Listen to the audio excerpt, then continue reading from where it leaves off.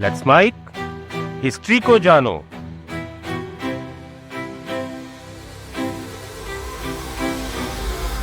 ये साल 1902 की एक बर्फीली रात थी। स्विट्जरलैंड की सड़कों पर एक नौजवान ठंड से ठिठुर रहा था। उसके पास न रहने को घर था और न खाने को रोटी। ये नौजवान इटली से भाग कर आया था। इटली में नौजवान सेना की चिट्ठियां भेजने का काम करता था। इसी काम से बचने के लिए ही वो भागा था।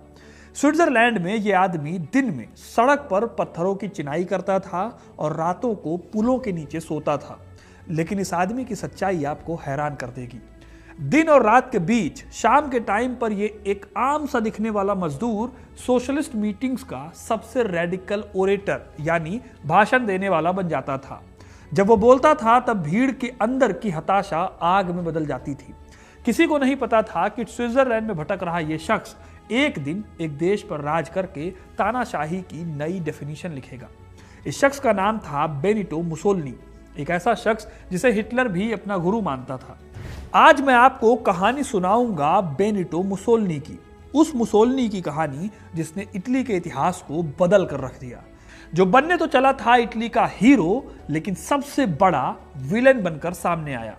यह कहानी सिर्फ एक तानाशाह के उत्थान और पतन की कहानी नहीं है, बल्कि यह कहानी है उस ईगो की जिसने खुद को मॉडर्न रोमन सम्राट मान लिया और अंत में उसका क्या हश्र हुआ वो आज भी इतिहास की किताबों की सबसे भयानक तस्वीरों में गिना जाता है। तो पूरी कहानी को जानने के लिए वीडियो को एंड तक जरूर देखिएगा, क्योंकि अपना इतिहास नहीं जानोगे तो खुद को कैसे पहचानोगे। जुलाई 1883 में इटली के एक छोटे से गांव में बेनिटो का जन्म हुआ। मुसोलिनी की फैमिली काफी इंटरेस्टिंग थी। उसके पिता एक कट्टर सोशलिस्ट लुहार थे, जिन्होंने मुसोलिनी का नाम एक मैक्सिकन क्रांतिकारी बेनिटो जुआरेज के नाम पर रखा था। बचपन से ही मुसोलिनी बहुत ही ज्यादा हिंसक और गुस्सैल था। चाकूबाजी और मारपीट के चलते उसे 2 बार स्कूल से निकाला गया था। वो एक ऐसा लड़का था जो ज्यादातर अकेले रहता था, लेकिन जब वो बोलता था तो अपनी ओरेटरी स्किल्स से पूरी क्लास को मंत्रमुग्ध कर देता था। उसका यही वो हुनर था जो आगे चलकर करोड़ों लोगों को उसका गुलाम बनाने वाला था। दोस्तों, कहानी में आगे बढ़ने से पहले मैं आपसे कुछ बात करना चाहता हूं। आप में से कुछ लोग होंगे जो यूपीएससी की तैयारी कर रहे होंगे और इस साल अटेम्प्ट देंगे, लेकिन इस एग्जाम को क्लियर करने के लिए सिर्फ पढ़ाई जरूरी नहीं है, बल्कि बहुत जरूरी है अपने आप को टेस्ट करते रहना और इवेल्युएट करते रहना। स्टूडेंट्स की इसी नीड्स को समझते हुए हम हिस्ट्री कनेक्ट पर लेकर आए हैं आपके लिए exclusive all in one UPSC test series. इसमें हमने हेल्प ली है जेएनयू और डीयू के उन एक्सपर्ट्स की जो कम से कम 3 बार यूपीएससी का मेंस लिख चुके हैं। टेस्ट सीरीज में 15 टेस्ट होंगे, 8 सेक्शनल टेस्ट होंगे, जिसमें सभी सब्जेक्ट्स को एक्सटेंसिवली कवर किया जाएगा। फिर बाकी के सारे टेस्ट फुल लेंथ होंगे। एक पूरा टेस्ट आपका सिर्फ करंट अफेयर्स का होगा। इस टेस्ट सीरीज में आपको डिटेल्ड एक्सप्लेनेशन मिलेगी हर एक क्वेश्चन की। अब देखो, बहुत सारे स्टूडेंट्स पढ़ाई तो कर लेते हैं लेकिन टेस्ट नहीं देते, और मैं लिख कर दे रहा हूं कि बिना टेस्ट के सिलेक्शन लेना नेक्स्ट टू इम्पॉसिबल है। इसलिए आप पिन कमेंट में जाकर या फिर डिस्क्रिप्शन में दिए गए लिंक से हमारे हिस्ट्री कनेक्ट ऐप को डाउनलोड कीजिए और टेस्ट सीरीज के लिए एनरोल कीजिए। पहले 500 स्टूडेंट्स को यह सीरीज 50% डिस्काउंट पर मिलेगी, यानी कि 1000 रुपए की सीरीज के लिए आपको सिर्फ 499 रुपए देने होंगे। तो फिर देर मत कीजिए, जाकर लिंक है डिस्क्रिप्शन में, उसको चेकआउट कीजिए। अब हम बढ़ते हैं कहानी में आगे। मुसोलिनी जिस दौर में बड़ा हो रहा था, उस दौर में इटली का एक नियम था। हर किसी को बालिग या अडल्ट होते ही सेना में कंपलसरी मिलिट्री ड्यूटी निभानी होती थी, लेकिन मुसोलिनी को यह काम पसंद नहीं था। कई हिस्टोरियंस मानते हैं कि वो ओरेटर बहुत अच्छा था, लेकिन इसके साथ ही साथ बहुत डरपोक भी था। इसीलिए जब वो 18 साल का हुआ तो साल 1902 में स्विट्जरलैंड भाग गया। स्विट्जरलैंड में वो सड़कों पर सोया, मजदूरों की जिंदगी बिताई और सोशलिस्ट लोगों के बीच में अपनी स्पीच स्किल्स का डंका बजवाया, जो मैंने आपको वीडियो की शुरुआत में बताया था अभी। लेकिन शायद किसी ने सोचा भी नहीं होगा कि जो मुसोलिनी मिलिट्री सर्विसेज से भाग रहा था, वही आगे चलकर इटली को एक वॉर मशीन बनाकर छोड़ेगा। इतिहासकार एमिलियो जेंटाइल का मानना है कि मुसोलिनी की विचारधारा कभी भी स्टेबल नहीं रही। वो सत्ता का भूखा एक अपॉर्चुनिस्ट था। स्विट्जरलैंड में रहने के दौरान उसे कई बार अशांति फैलाने और जाली दस्तावेजों के आरोप में गिरफ्तार करके उसे निर्वासित किया गया, लेकिन हर गिरफ्तारी ने उसके रेवोल्यूशनरी कद को और ऊंचा किया। स्विट्जरलैंड में रहते हुए ही मुसोलिनी ने नीत्शे और सोरेल जैसे थिंकर्स को पढ़ा, जहां से उसने सीखा कि मिथक और हिंसा के दम पर समाज पर राज किया जा सकता है। नीचे के सुपरमैन के कॉन्सेप्ट को पढ़कर उसे यकीन हो गया कि वो कोई आम इंसान नहीं बल्कि बहुत कुछ बड़ा करने और भयानक करने के लिए पैदा हुआ है। विल्फ्रेडो परेटो के लेक्चर सुनकर उसने सीखा कि कैसे एक छोटा सा एलीट ग्रुप पूरी भीड़ पर राज कर सकता है। इन सभी थिंकर्स को पढ़कर साल 1904 में जब वो इटली लौटा तो पत्रकारिता को उसने अपना हथियार बनाया। बहुत जल्द वो सोशलिस्ट अखबार अवांती का एडिटर बन गया। यहां उसके आर्टिकल्स ने अखबार को खूब तरक्की दिलाई, लेकिन इसी अखबार की वजह से उसकी लाइफ का सबसे बड़ा टर्निंग पॉइंट भी आने वाला था। 1914 में जब पहला वर्ल्ड वॉर शुरू हुआ तो मुसोलिनी की लाइफ चेंज हो गई। सोशलिस्ट पार्टी इस जंग में इटली के शामिल ना होने के फेवर में थी, लेकिन मुसोलिनी ने इस बात को क्रिटिसाइज करते हुए एक आर्टिकल लिखा जिसमें उसने लिखा कि इटली को ब्रिटेन और फ्रांस के साथ खड़े होकर लड़ना चाहिए। इस तरह उसने अपनी पार्टी के सिद्धांतों को ठुकरा दिया और जंग को सपोर्ट कर दिया। यह एक तरह का आइडियोलॉजिकल विश्वासघात था। रिजल्ट यह हुआ कि मुसोलिनी की नौकरी और उसकी पार्टी दोनों ही उससे छीन लिए गए। लेकिन मुसोलिनी के लिए यह अंत नहीं था, बल्कि एक नई शुरुआत थी। इसके बाद मुसोलिनी ने एक नया अखबार निकाला, नाम रखा इल पोपोलो डी इटालिया, यानी इटली के लोग। आरजेबी बॉसवर्थ बताते हैं कि इस अखबार की फंडिंग चोरी छिपे फ्रांस और ब्रिटेन से ही कराई जा रही थी, जो चाहते थे कि इटली मित्र राष्ट्रों की ओर से युद्ध में कूदे। यहां से मुसोलिनी की आइडियोलॉजी क्लास स्ट्रगल से राष्ट्रवाद की ओर शिफ्ट हो गई। अब उसकी लड़ाई मजदूर और मालिकों के बीच के क्लास स्ट्रगल की लड़ाई नहीं थी, बल्कि प्रोड्यूसर और पैरासाइट नेशंस के बीच की लड़ाई में बदल गई। फिर जो मुसोलिनी जंग में शामिल होने से डरता था, उसने जंग के दौरान खुद सेना में सेवा दी और घायल होकर वापस लौटा। इससे उसकी इमेज इटली में एक वॉरियर या योद्धा वाली बन गई और ज्यादा स्ट्रांग भी हो गई। इन सभी कामों ने उसे धीरे धीरे एक पॉपुलर लीडर बना दिया। लेकिन इसी बीच इटली और मुसोलिनी के साथ एक धोखा हो गया। जब वर्ल्ड वॉर खत्म हुआ तो इटली विनिंग टीम में था, लेकिन इसका कोई फायदा उसे नहीं मिला। वर्साय की संधि में उसको वो जमीन और वो रिस्पेक्ट नहीं मिली जिसका वादा किया गया था। ऊपर से जंग के चलते इटली में बेरोजगारी और महंगाई आसमान छू रही थी। इसके चलते रूस की क्रांति के बाद इटली में भी कम्युनिस्टों का डर फैल रहा था। मुसोलिनी ने इसी डर और इसी अपमान को अपना फ्यूल बनाया। 1919 में ही मिलान शहर के एक हॉल में उसने फैसी इटैलिनी दी कॉम्बिटिमेंटो की स्थापना की। यहीं से फांसीवाद निकला, जिसका प्रतीक था फैसिस। फैसिस असल में प्राचीन रोमन लकड़ियों का एक गट्ठा होता था जिसमें कुल्हाड़ी बंधी होती थी। ये एकता और ताकत दोनों का प्रतीक था। मुसोलिनी ने अपने सपोर्टर्स को काले रंग की शर्ट पहनाई, जिन्हें द ब्लैक शर्ट्स कहा गया। ये लोग पूर्व सैनिक होते थे और बेरोजगार लोग थे जो हिंसा में यकीन रखते थे। ये सड़कों पर निकलते, कम्युनिस्ट और सोशलिस्ट लोगों को बेरहमी से पीटते, उन्हें कैस्टर ऑयल पीने पर मजबूर करते और उनके दफ्तर जला देते। इस बीच पुलिस और आर्मी अक्सर चुपचाप तमाशा देखती रहती थी, क्योंकि वो खुद कम्युनिस्टों से डरते थे। तो अगर आप देखो तो मुसोलिनी एक बहुत ही चालाक खेल खेल रहा था। एक तरफ उसकी सेना थी जो हिंसा करके माहौल को खराब कर रही थी, वहीं दूसरी तरफ वो अपने आप को सिस्टम को सुधारने वाला एक अकेले लीडर की तरह दिखा रहा था। उसने अमीर जमींदारों और चर्च को यह यकीन दिलाया कि सिर्फ वही उन्हें रेड टेररिज्म यानी लाल आतंक से बचा सकते हैं, यानी कम्युनिस्टों के आतंक से। इन सब घटनाओं के बीच अक्टूबर 1922 को मुसोलिनी ने मार्च ऑन रोम शुरू किया। हजारों ब्लैक शर्ट्स रोम की तरफ बढ़ रहे थे। हथियारों से लैस और आंखों में गुस्सा लिए ये लोग कुछ भी करने पर उतारू थे। इतिहासकार बोसवर्थ इसे एक ग्रेट ब्लफ कहते हैं, क्योंकि मुसोलिनी के पास इतनी ताकत नहीं थी कि वो आर्मी का मुकाबला कर सके, लेकिन उसका साइकोलॉजिकल दबाव, साइकोलॉजिकल प्रेशर काम कर गया। राजा विक्टर इमैनुअल थर्ड, जो अपने ही जनरल्स की वफादारी पर शक करते थे, वो उसकी हरकत से बुरी तरह डर गए। उन्होंने पीएम को हटाकर सिर्फ 39 साल के बेनिटो मुसोलिनी को सरकार बनाने का इन्विटेशन दे दिया। मुसोलिनी इटली की हिस्ट्री का सबसे जवान पीएम बना और यह सत्ता उसने डर पैदा करके हासिल की थी। सत्ता मिलते ही मुसोलिनी ने वही किया जो एक तानाशाह करता है, अपनी गद्दी को बचाए रखने की हर संभव, हर पॉसिबल कोशिश। उसने 1923 में एसर्बो कानून शुरू किया। इससे सबसे बड़ी पार्टी को संसद में 2/3 सीटें मिलने का रास्ता साफ हो गया। यह कानून सबसे ज्यादा वोट पाने वाली पार्टी को ऑटोमेटिकली 2/3 सीटें दे देता था। इसके बाद 1924 में एक सोशलिस्ट नेता गियाकोमो मेंटोटी ने जब मुसोलिनी की पोल खोलने की कोशिश की तो उसको किडनैप कर लिया गया और कुछ दिन बाद उसकी लाश एक कब्र में मिली। इस मौत के चलते एक कोहराम मचा पूरी इटली में और विपक्ष ने देश की संसद को छोड़ दिया। लेकिन जनवरी 1925 में मुसोलिनी ने एक मास्टर स्ट्रोक खेला।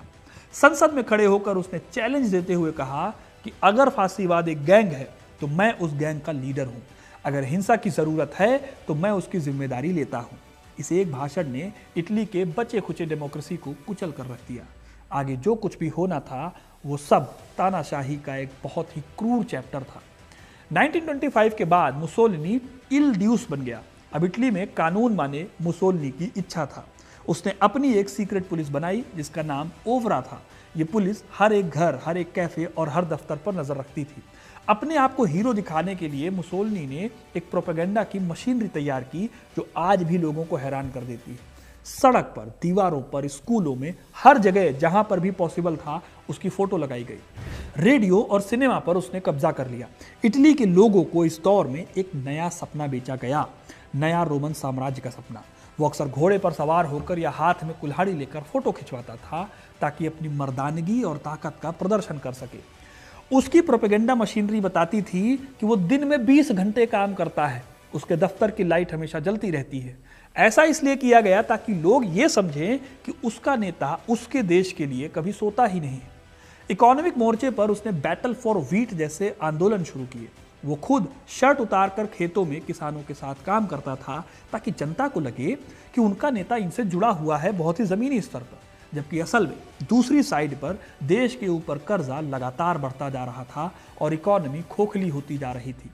इसी बीच उसने चर्च के साथ लैटरन ट्रीटी साइन की जिससे वेटिकन सिटी एक इंडिपेंडेंट देश बना। बदले में पोप ने मुसोलिनी को ईश्वर का दूत करार दिया। इसका फायदा यह हुआ कि जो लोग कट्टर धार्मिक थे वो भी मुसोलिनी के साथ खड़े हो गए। इन सब के बाद मुसोलिनी ने वो काम किया जिसके बिना एक तानाशाह की तानाशाही अधूरी थी। मुसोलिनी ने इटली के एम्पायर को बढ़ाने का काम शुरू किया। 1935 में उसने इथियोपिया पर हमला किया। ये कोई बराबरी की जंग नहीं थी। इटालियन प्लेन्स ने इथियोपिया के आदिवासियों पर जहरीली मस्टर्ड गैस बरसाई। इंटरनेशनल कम्युनिटी में जब इस बात को लेकर बहस हुई, उसको क्रिटिसाइज किया गया, तो मुसोलिनी ने उनका मजाक उड़ाते हुए कहा कि इटली को किसी की दया की जरूरत नहीं है। उसने इथियोपिया, इरिट्रिया और सोमालिया को जीतकर उसको मिलाकर इटालियन ईस्टर्न अफ्रीका की घोषणा की। लेकिन फिर इसी घमंड ने उसे एक ऐसे इंसान की गोद में ढकेल दिया जिसे वो कभी जोकर समझता था। इसका नाम था एडोल्फ हिटलर। शुरुआत में मुसोलिनी हिटलर को अपना शागिर्द और एक छोटा तानाशाह समझता था, यानी कि एक तरह से मुसोलिनी अपने आप को हिटलर का गुरु कहता था। 1934 में जब हिटलर ने ऑस्ट्रिया को हड़पने की कोशिश की तो मुसोलिनी ने बॉर्डर पर सेना भेजकर उसको रोक दिया था। लेकिन इथियोपिया की जंग के बाद जब दुनिया ने इटली का बायकॉट कर दिया तो दूसरा तानाशाह हिटलर ही एक ऐसा दोस्त बचा था जिसने उसको सपोर्ट किया। इस तरह से 1936 में दो तानाशाहों के बीच में रोम बर्लिन एक्सिस बना। 1938 में हिटलर के रोम दौरे के दौरान मुसोलिनी उसकी मिलिट्री पावर को देखकर दंग रह गया। इसके तुरंत बाद उसने इटली में रेशियल लॉज लागू किए जिससे यहूदियों को सरकारी नौकरियों और स्कूलों से निकाल दिया गया। यानी एक तानाशाह की नफरत दूसरे तानाशाह के पास ट्रांसफर हो गई। मुसोलिनी कोई जन्मजात यहूदी नहीं था, इतिहासकार ऐसा कहते हैं, लेकिन हिटलर को खुश करने के लिए और जर्मनी के साथ अपने टाइज को मजबूत करने के लिए उसने अपने ही देश के नागरिकों के साथ विश्वासघात किया। फिर जब 1939 में दूसरा वर्ल्ड वॉर शुरू हुआ तो मुसोलिनी कैसे पीछे रहता। लेकिन मुसोलिनी की सिचुएशन काफी कॉम्प्लेक्स थी इस वर्ल्ड वॉर में। उसे जंग तो लड़नी थी, लेकिन उसके पास जर्मनी की तरह ना तो मॉडर्न टैंक थे, ना ही उसकी आर्मी के लिए रसद थी। उसके विदेश मंत्री और उसके दामाद काउंट सियानो ने अपनी डायरी में लिखा था कि मुसोलिनी को पता था कि इटली 1942 से पहले जंग के लिए तैयार नहीं हो पाएगा। लेकिन जब उसने देखा कि हिटलर ने फ्रांस को कुछ ही हफ्तों में घुटनों पर ला दिया तो उसे लगा कि अब उसे भी अपना हिस्सा लेना चाहिए। उसने अपने जनरल से कहा था, मुझे बस कुछ हजार लाशें चाहिए ताकि मैं शांति वार्ता की मेज पर विजेता के रूप में बैठ पाऊं। इस तरह जून 1940 में इटली यानी कि मुसोलिनी ने जंग में छलांग लगा दी। लेकिन उसका यह फैसला उसकी लाइफ का सबसे महंगा और शायद आखिरी सबसे खराब फैसला साबित होने वाला था। इटली की सेना जहां भी गई उसे शर्मनाक हार का सामना करना पड़ा। ना तो अच्छे हथियार थे और ना ही रसद अच्छी थी। ग्रीस के ऊंचे और बर्फीले पहाड़ों में इटली के हजारों सैनिक ठंड और दुश्मन की गोलियों से मारे गए। उत्तरी अफ्रीका में ब्रिटिश आर्मी ने कुछ ही दिनों में हजारों इटालियन सैनिकों को बंदी बना लिया। 1943 आते आते इटली के लोग मुसोलिनी के प्रोपेगेंडा से ऊब चुके थे। सड़कों पर खाना नहीं था, शहरों पर रोज बमबारी हो रही थी और सबसे बड़ी बात, इटली जीत भी नहीं रहा था, यानी हर तरफ से नुकसान हो रहा था आम आदमी का। फिर 1943 में जब एलाइज ने सिसिली की धरती पर कदम रखा तो मुसोलिनी का किला ढह गया। 24 जुलाई 1943 की रात फांसीवादी शासन की आखिरी रात साबित हुई। फांसीवादी ग्रैंड काउंसिल की बैठक में मुसोलिनी के अपने ही वफादारों ने उसके खिलाफ अविश्वास प्रस्ताव पारित कर दिया। अगले दिन जब वो राजा से मिलने गया तो उसे उम्मीद थी कि शायद राजा उसे बचा लेंगे, लेकिन राजा विक्टर इमैनुअल ने कहा, बेनेटो, अब इटली तुम्हें और बर्दाश्त नहीं कर सकता। उसे महल के बाहर ही गिरफ्तार कर लिया गया और एक एम्बुलेंस में डालकर नजरबंद कर दिया गया। इटली की सड़कों पर लोग मुसोलिनी की मूर्तियों को गिरा रहे थे और जश्न मना रहे थे, लेकिन हिटलर अपने पुराने दोस्त को इतनी आसानी से नहीं छोड़ सकता था, खासकर तब जब नॉर्दर्न इटली में एक बफर स्टेट की जरूरत थी। सितंबर 1943 में जर्मन कमांडो ऑटो स्कोर्जनी ने एक बहुत ही ब्रेव रेड की और मुसोलिनी को छुड़ा लिया, लेकिन मुसोलिनी अब एक आजाद नेता नहीं रह गया था। उसकी पहले जैसी बात नहीं थी, वो अब हिटलर की कठपुतली बन चुका था। उसने उत्तरी इटली में सालो रिपब्लिक की स्थापना की, जो पूरी तरह से जर्मन एसएस के कंट्रोल में था। वहां मुसोलिनी ने अपने दामाद काउंट सियानो सहित उन सभी को मौत की सजा दी जिसने ग्रैंड काउंसिल में उसके खिलाफ वोट दिया था। लेकिन मुसोलिनी खुद भी जानता था कि वो एक डूबते हुए जहाज का कप्तान है जिसकी कोई गारंटी नहीं है कि वो कब डूब जाएगा। अप्रैल 1945 के आखिरी दिन मुसोलिनी के लिए किसी डरावने सपने जैसे थे। जर्मनी हार चुका था, मित्र राष्ट्रों की सेनाएं मिलान के करीब थी। 25 अप्रैल को मुसोलिनी ने आखिरी समझौता करने की कोशिश की, लेकिन जब उसे पता चला कि जर्मन आर्मी भी पहले ही सरेंडर की बात कर रही है तो वो पूरी तरह से टूट गया। उसने अपनी प्रेमिका क्लरेटा पेटाची के साथ ऑस्ट्रिया भागने की कोशिश की। उसने एक जर्मन सैनिक का कोट और हेलमेट पहना और एक ट्रक में छिप गया, लेकिन 27 अप्रैल को कोमो झील के किनारे डोंगो गांव के पास इटालियन क्रांतिकारियों ने उसे पहचान लिया और पकड़ लिया। 28 अप्रैल 1945 की सुबह मुसोलिनी और क्लरेटा को एक एकांत से घर से निकालकर सुनसान सड़क पर ले जाया गया। वॉल्टर ओडिसियो ने उन्हें एक पत्थर की दीवार के सामने खड़ा किया। मुसोलिनी ने आखिरी बार कायरता छोड़ी और अपनी पुरानी अकड़ दिखाई। उसने अपना कोट खोलकर सीना आगे किया और कहा, मेरे सीने में गोली मारो। गोलियां चली और फांसीवाद का सूरज, जिसकी गर्मी से इटली जलकर राख हो गया, वो हमेशा के लिए बुझ गया।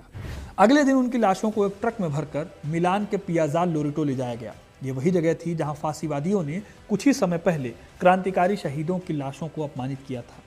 लोगों ने मुसोलिनी की लाश को लात मारी, उस पर पेशाब किया, उसे इतना पीटा कि उसका चेहरा पहचानना मुश्किल हो गया।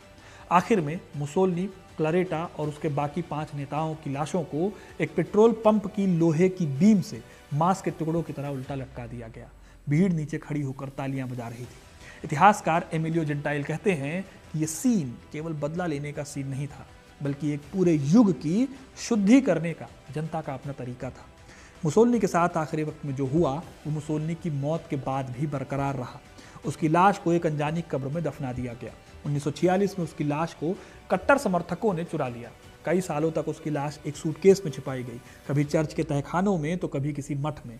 आखिर में 1957 में उसे वापस प्रेडापियो में दफनाने की इजाज़त मिली। आज भी उसकी कब्र पर कुछ लोग फांसीवादी सलामी देने उसको जाते हैं, जो साबित करता है कि भले ही मुसोलिनी मर गया है, लेकिन वो जहर जो उसने समाज में घोला था वो आज भी कहीं ना कहीं जिंदा है। दोस्तों, मार्क ट्वेन ने कहा था कि इतिहास रिपीट नहीं होता है, वो अक्सर राइम करता है। यानी कि इतिहास की घटनाएं बिल्कुल एक जैसी नहीं होती, पर उनमें बहुत ही ज़्यादा पैटर्न और जो समानताएं हैं और एक जैसी प्रवृत्तियां होती हैं, जिससे लगता है कि वो एक ही धुन पर चल रही हैं। जैसे कविताओं में तुकबंदी होती है, ठीक वैसे ही आज के दौर में जब हम फिर से दुनिया में मजबूत नेताओं और अल्ट्रा नेशनलिज्म का उदय देख रहे हैं, तो मुसोलिनी का पतन उन सभी के लिए एक चेतावनी है। वो ईगो जो खुद को मॉडर्न सीजर समझता था और जिसने सोचा था कि वो इतिहास की धारा को मोड़ सकता है, वो आखिर में मिलान की धूल भरी सड़क पर अपमानित होकर खत्म हुआ। दोस्तों, ये थी कहानी मुसोलिनी की। आपको ये कहानी कैसी लगी कमेंट करके ज़रूर बताइएगा। वीडियो को लाइक और शेयर करना ना भूलें और ऐसी इंटरेस्टिंग कहानियों के लिए, इतिहास से जुड़े रहने के लिए हिस्ट्री कनेक्ट को सब्सक्राइब जरूर करें। और जाते जाते आपको बताना चाहता हूं कि हमारी टेस्ट सीरीज़ को ज़रूर ज्वाइन कीजिए। अगर आप यूपीएससी की तैयारी करते हैं तो इससे आपको डेफिनेटली बहुत ज़्यादा हेल्प मिलेगी और आप मुझे थैंक यू बोल कर जाओगे, क्योंकि हमने बहुत दिनों तक मेहनत की है इस टेस्ट सीरीज़ को बनाने में। हमने बहुत दिमाग खपाया है, बहुत सारे पेपर्स को स्टडी किया है, तो ये आपके लिए काफ़ी हेल्पफुल होने वाला है। बहुत बहुत धन्यवाद।